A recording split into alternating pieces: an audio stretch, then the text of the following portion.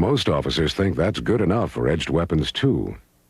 But this unrehearsed training exercise shows just how fast a knife offender can shrink your reactionary gap.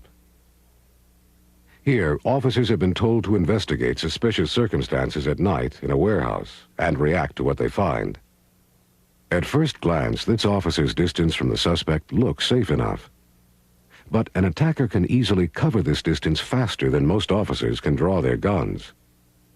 Remember, when you close the distance between yourself and the suspect, do so only by purposeful decision.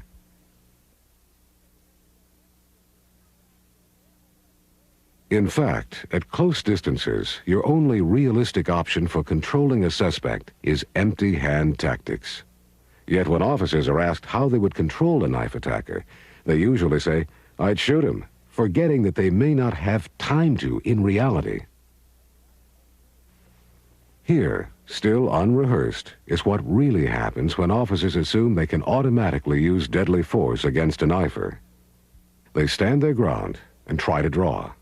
Or try to draw and disengage simultaneously. Or even worse, try to draw, fall down, and shoot. And they lose.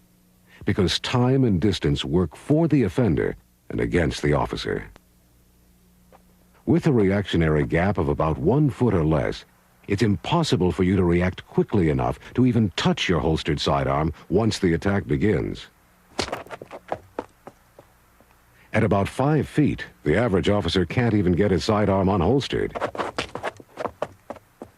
Unless your sidearm or baton is already out, you'll have to rely on physical control at 5 feet or less. At about 10 feet, you might get your sidearm out, but you probably won't get a shot off.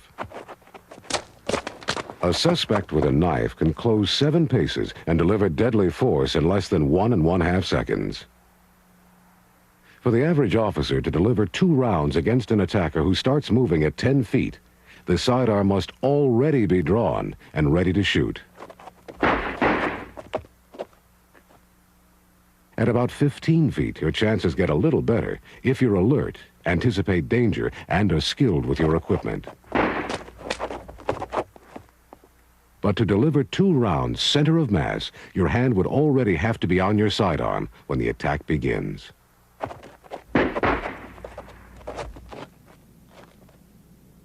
Tests with hundreds of officers reveal that in most cases, a minimum reactionary gap of 21 feet is required to react and deliver at least 2 rounds and to have enough time to move out of the attack.